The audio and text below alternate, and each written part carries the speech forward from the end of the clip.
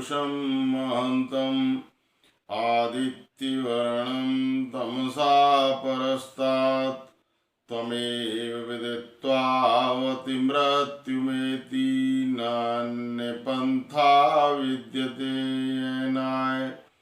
ओम शांति शांति शांति ही।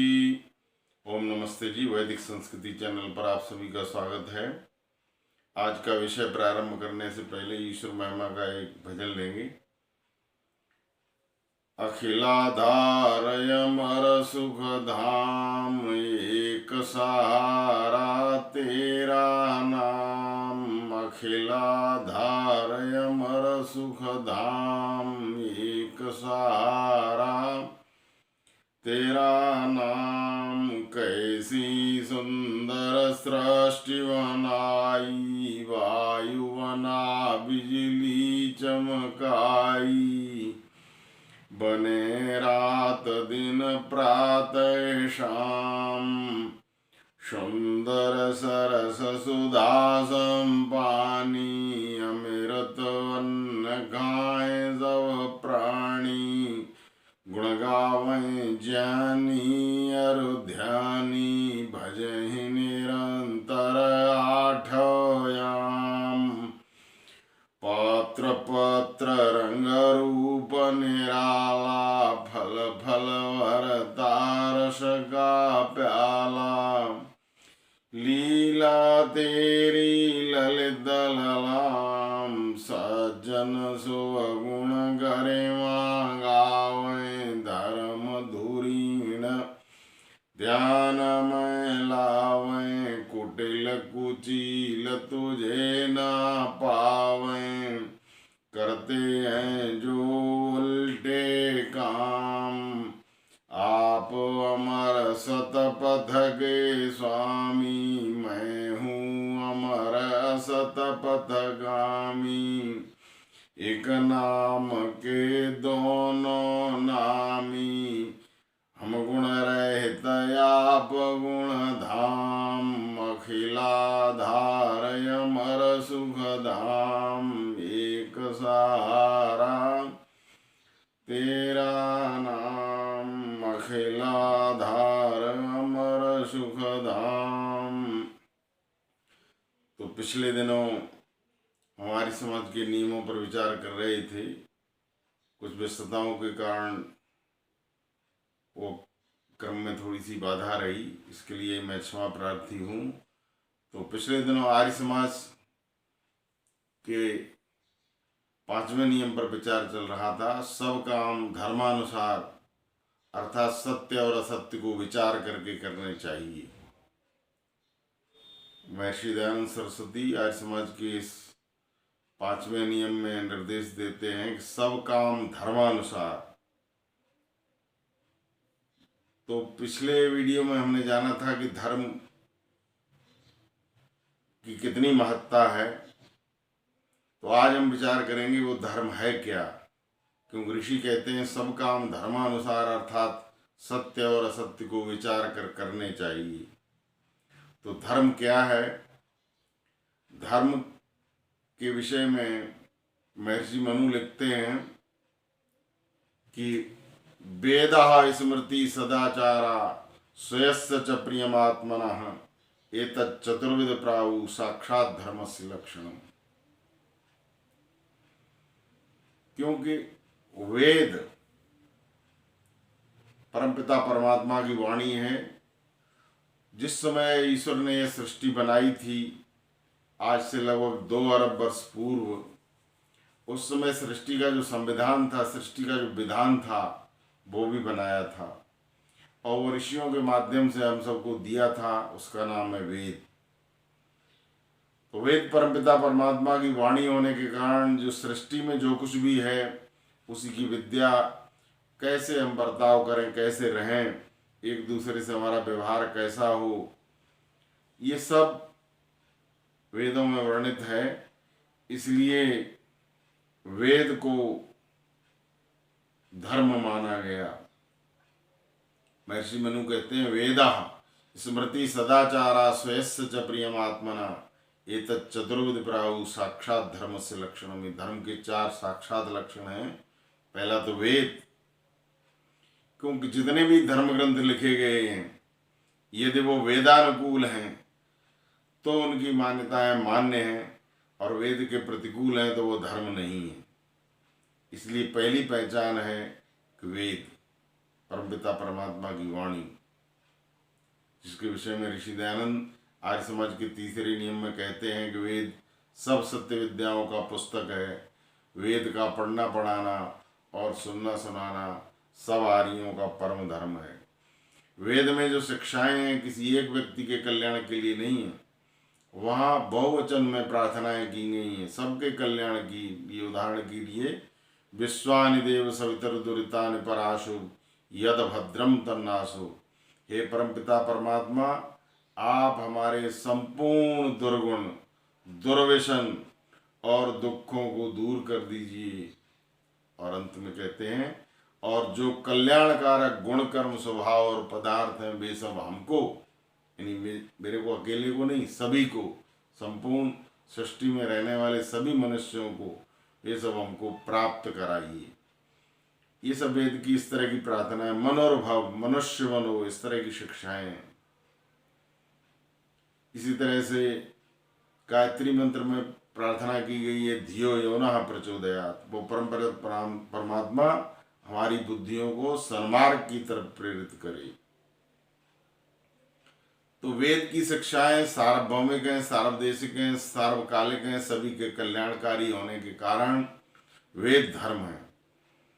और दूसरा जो धर्म बताया गया वेदा स्मृति, स्मृति महर्षि मनु की स्मृति है, याज्ञवल्क्य की स्मृति है, जितने भी स्मृति ग्रंथ हैं जो वेदानुकूल हैं वे भी धर्म है, क्योंकि उसमें धर्म की व्याख्या की गई।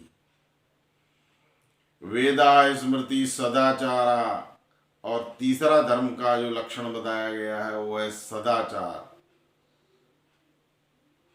सत्याचरण।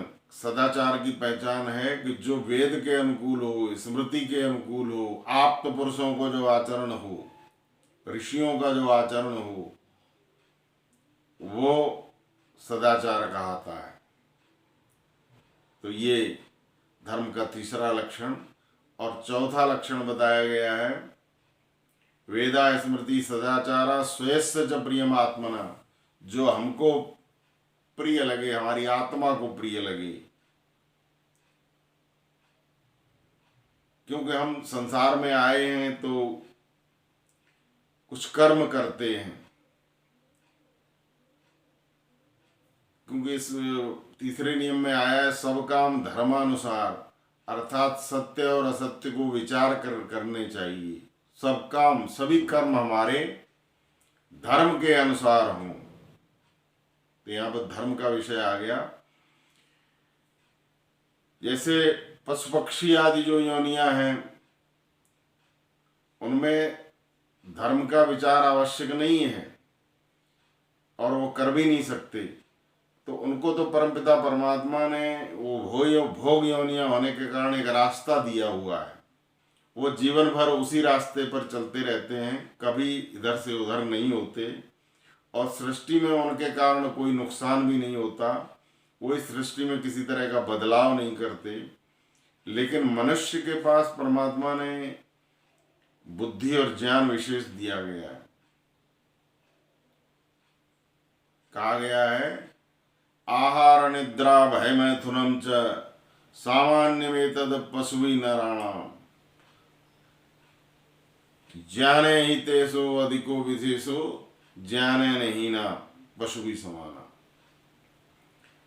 तो आहार, भोजन करना, खाना पीना, मौज उड़ाना, भोजन करना, निद्रा, नींद लेना, आहार निद्रा, भय डरना और डराना, मैथुन संतान उत्पत्ति करना, ये सब जो 4 लक्षण हैं ये तो पशु पक्षियों में भी होते हैं। ये तो इतने ही मनुष्य में हैं तो हम भी पशु हैं।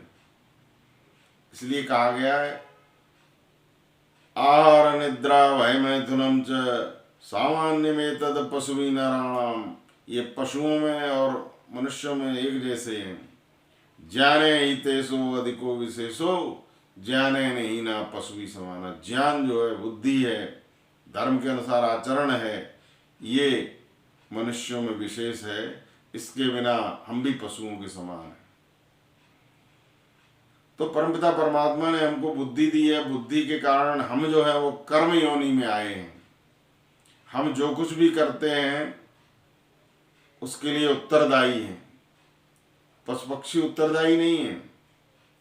एक शेर जो है मांस खाते हुए भी पापी नहीं है, और गाय जो है वो घास खाते हुए भी पुण्यात्मा नहीं है, क्योंकि उनको वही परमपिता परमात्मा ने उसी तरह का बनाया है और वही भोजन उनके लिए निर्धारित किया, वो उनको करना है। लेकिन मनुष्य को बुद्धि दी हुई है। मनुष्य शाकाहारी प्राणी है। मनुष्य यदि मनुष्य होकर के और अपने मनुष्यपन के कर्म नहीं करता तो मनुष्य पापी है। मनुष्य यदि मांस खाता है और अभक्ष्य पदार्थ खाता है, शराब पीता है, बीड़ी सिगरेट पीता है, वायुमंडल को गंदा करता है, तो मनुष्य पापी है।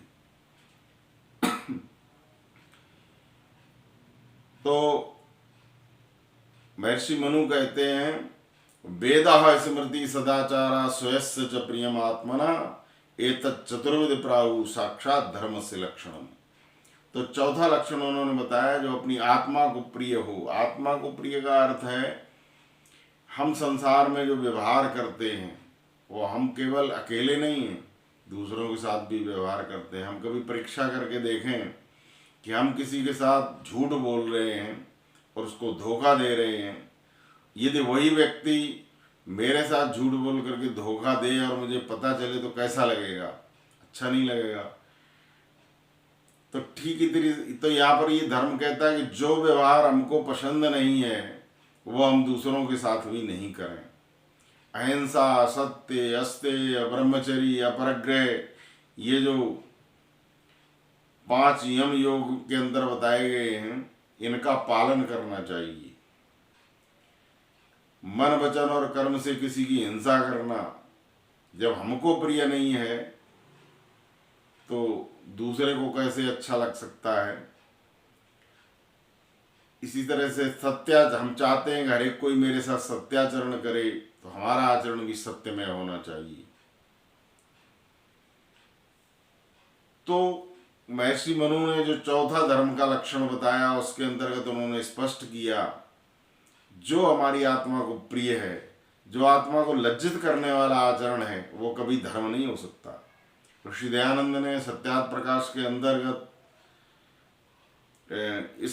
इस बात को इस ढंग से कहा है कि जब हम कोई अच्छा कार्य करते हैं तो हमारे मन के अंदर परमपिता परमात्मा की तरफ से आनंद, उत्साह, उमंग और निर्भयता की वृद्धि होती है।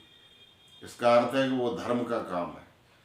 और जब हम गलत कार्य में, चोरी, व्यभिचार आदि किसी कर्म में जब प्रवृत्त होते हैं तो उस समय लज्जा, भय और शंका उत्पन्न होती है। ये भी परमपिता परमात्मा की प्रेरणा है। ईश्वर एक निराकार शक्ति है, सब जगह विद्यमान है, कण कण में व्याप्त है। कण कण में रमा प्रभु देख रहा, चाहे पुण्य करो चाहे पाप करो, कोई उसकी नजर से बच न सका, चाहे पुण्य करो चाहे पाप करो। तो परमपिता परमात्मा कण कण में व्याप्त होने के कारण जिस समय हम कोई गलत विचार मस्तिष्क में लाते हैं, मन में लाते हैं, उसी समय वो परमपिता परमात्मा हमारे मस्तिष्क में विराजमान होने के कारण, आत्मा के अंदर और बाहर सब जगह विद्यमान होने के कारण आत्मा को अंदर से प्रेरणा देता है कि आप गलत रास्ते पर चल रहे हो। और जब हम अच्छे कार्य पर चलते हैं तो वही परमपिता परमात्मा हमको उत्साहित करता है, निर्भयता प्रदान करता है। परोपकार के जब हम कार्य करते हैं तो उत्साह, उमंग और निर्भयता की प्राप्ति होती है। लेकिन जब हम गलत कार्य करते हैं, उदाहरण के लिए हम सब जानते हैं कि रावण जो है बहुत बलिष्ठ था, पूरे संसार को उसने अपने अधीन कर रखा था, लेकिन वो भी जब सीता को चुराने के लिए जब पंचवटी में पहुंचता है तो परमपिता परमात्मा उसके अंदर भी लज्जा भय और शंका उत्पन्न करते हैं। गोस्वामी तुलसीदास जी वहां पर लिखते हैं कि जाके डर सुर असुर डराई, निसिन नींद दिन अन्न न खाई, सो 10 शीस स्वान की नाई, इतो चित चला भड़े आई। जाके डर सुर असुर डराई, जो रावण इतना बलिष्ठ था कि उससे उस समय देवता राक्षस सभी डरते थे। जाके डर सुर असुर डराई, निसिन नींद दिन अन्न न खाई, रात को नींद नहीं आती थी, दिन में अन्न नहीं खा पाते थे रावण के डर से। और वही रावण जब गलत कार्य में प्रवृत्त होता है, सीता को चुराने के लिए जब पहुंचता है और षड्यंत्र करता है, राम को मामा मारीच के पीछे दौड़ाता है और लक्ष्मण भी वहां पहुंच जाते हैं। अकेली सीता को पा करके चोरी करने के लिए जब रावण जाता है, तो वहां की स्थिति का वर्णन करते हुए गोस्वामी तुलसीदास लिखते हैं कि जाके डर सुर असुर डराई, निसन नींद दिन अन्न न खाई, सो 10 शीस स्वान की नाई, इतोत चित चला बढ़े आई। और रावण जो है इस तरह से डरता हुआ धीरे धीरे पैर आगे को रखता है, जिस तरह से घर के अंदर कोई कुत्ता घुसा आ रहा हो और वो देखता है कि कोई हमें डांट देगा तो तुरंत वापस चला जाता है। तो ये भय, लज्जा भय और शंका किसने उत्पन्न की? ये परमपिता परमात्मा उसकी आत्मा के अंदर भी विराजमान है, वहीं से प्रेरणा दे रहे हैं। तो इसलिए महर्षि मनु कहते हैं कि वेदा स्मृति सदाचारा स्वस्य च प्रियमात्मना, एतत् चतुर्विध प्राहु साक्षात धर्म से लक्षणम। वेद परम प्रमाण है, जो वेद के अनुकूल आचरण है वो धर्म है। वेदा स्मृति, वेद के अनुकूल जो स्मृतियां हैं, मनुस्मृति और याज्ञवल्क्य की स्मृति आदि जो वेद के अनुकूल हैं, वो आचरण भी धर्म है। वेदा स्मृति सदाचारा, और जो सत्पुरुषों का आचरण है, आप्त पुरुषों का आचरण है, जो वेद और स्मृति के अनुकूल आचरण है, वो भी धर्म है। वेदा स्मृति सदाचारा स्वयस्य च प्रियमात्मना, और जो अपनी आत्मा को प्रिय लगने वाला है, आत्मा का प्रिय का अर्थ है जो आत्मा में आनंद उत्साह और उमंग पैदा करे, वो आचरण भी धर्म है। तो इसलिए महर्षि दयानंद सरस्वती आर्य समाज के 5वें नियम में कहते हैं कि हम सब मनुष्यों को, क्योंकि हम कर्म तो करते हैं, हर समय बिना कर्म के रह नहीं सकते, जो भी हम कर्म करते हैं वो 2 तरह के कर्म हो सकते हैं, धर्म भी हो सकता है, अधर्म भी हो सकता है। तो इसलिए वो कहते हैं हमको अधर्म के मार्ग पर नहीं जाना है, धर्म के काम करने हैं। तो क्या कहते हैं कि सब काम धर्मानुसार, अर्थात सत्य और असत्य को विचार कर करने चाहिए। तो यहाँ पर हमने आज जाना कि धर्म क्या है। अब धर्म के अनुसार सत्य और असत्य का विचार कैसे होगा, इस विषय पर विचार अगले अंक में करेंगे। इसी के साथ मैं अपनी वाणी को विराम देता हूँ। ओम शम, धन्यवाद।